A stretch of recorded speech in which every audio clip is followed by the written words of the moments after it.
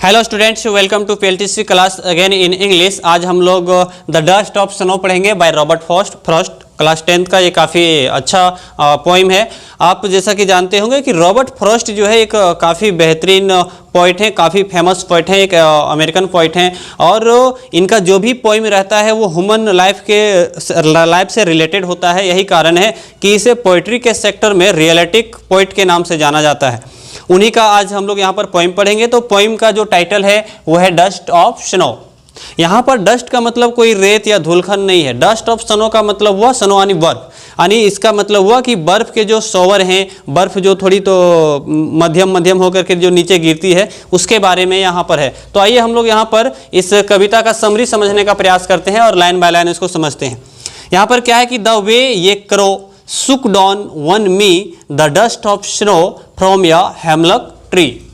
यहाँ पर Robert Frost के द्वारा दो चीज़ों को यूज किया गया है। एक है क्रो यानी कौवा और दूसरा हेमलॉक ट्री यानी धतूरा का पेड़। हमारे सोसाइटी में क्या है कि क्रो को भी अपशगुन माना जाता है। आप कहीं जा रहे हैं और कौवा बार बार आकर के चिल्ला रहा है तो लोग उसको अपशगुन समझता है, बेवजह ही जो है अपना मूड खराब कर लेता है। उसी तरह से हेमलॉक ट्री हमारे सोसाइटी पे उसको पॉइजनस ट्री के नाम से जाना जाता है कि काफ़ी जहरीला होता है। ये जो धतूरे होते हैं इसका कोई यूज नहीं करता है, या फिर धतूरा के सेवन करने से बच्चे बीमार हो सकते हैं, कोई भी बीमार हो सकता है, यहाँ तक कि जाने जा सकती है।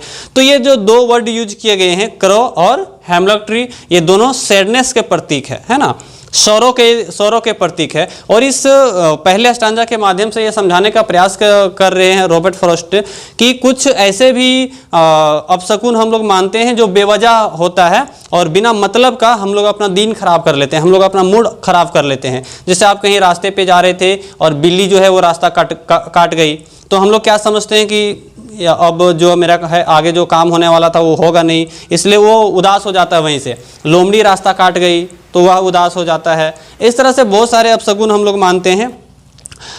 तो यहाँ पर हमें जो रॉबर्ट फ्रॉस्ट है वो समझाने का प्रयास कर रहे हैं कि ये जो क्रो है और ये जो हेमलॉक ट्री है या फिर इन जो अपशगुन है, कोई ज़रूरी नहीं है कि आपका ये दिन खराब कर दे, कभी कभी आपका दिन बना भी सकते हैं। तो आइए हम लोग यहाँ पर समझते हैं। द वे ये crow shook down on me the dust of snow from a hemlock tree। यानी कभी अपने बारे में बता रहे हैं कि एक रास्ते में कौवा, एक जो क्रो था यानी कि कौवा जो था वो shook down on me the dust of snow, यानी स्नो का जो डस्ट था उन्होंने शुक किया। शुक करने का मतलब है उसको गिराया, यानी कोई भी एक्टिविटीज हुई होगी। यानी एक कौवा जो है वो हेमलॉक ट्री पर है, उस हेमलॉक ट्री में जो है वो बर्फ़ से लदी हुई है वो हेमलॉक ट्री, यानी हेमलॉक ट्री में बर्फ़ है। कभी जो है रास्ते से गुजर रहा है, वहाँ पर कौवा का जो एक्टिविटीज़ हुआ होगा, यानी कौवा उड़ने का प्रयास की होगी या फिर कुछ और एक्टिविटीज़ करी, जिसके वजह से उस हेमलॉक ट्री से क्या हुआ कि ये डस्ट जो है, डस्ट की जो स्नो का जो डस्ट है वो गिरा। इससे हुआ क्या कि जब उसके ऊपर गिरता है तो आगे देखिए सेकेंड स्टांजा पे वो क्या कहते हैं। Has given my heart a change of mood and save some part of a day I had rued. यहाँ वो कह रहे हैं कि जब डस्ट ऑफ स्नो हमारे ऊपर गिरा तो हमारे दिल को छुआ, यानी बहुत हमें आनंद लगा, आनंदमय लगा, बहुत खुशी लगी। और इससे क्या हुआ कि हमारा मूड ही बदल गया। यानी वो पहले खराब दशा में था, अच्छा मूड उसका नहीं था, कुछ काम करने को मन नहीं कर रहा था, उदास था। लेकिन जैसे ही उस कौवा ने हेमलॉक ट्री से डस्ट ऑफ स्नो गिराया, उससे क्या हुआ कि वो स्नो जब हमारे शरीर पे पड़ा तो हमारा हृदय को टच किया, यानी हमारा हृदय परिवर्तन हो गया और हमारा मूड जो है बिल्कुल सही हो गया। अब काम करने को मन करने लगा।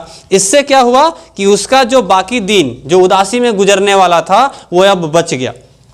तो बच्चों, इस पोइम से हम लोग यह समझ सकते हैं कि एक क्रो जिसको हम लोग अपशगुन मानते हैं, एक हेमलॉक ट्री जिसको हम लोग अपशगुन मानते हैं, ये छोटी छोटी चीज़ें जो है बस हमारे मन में बेवजह आ जाती है। ये सब बातें जो है फिजूल की बातें हैं और हमारा ये दिन बना भी सकते हैं।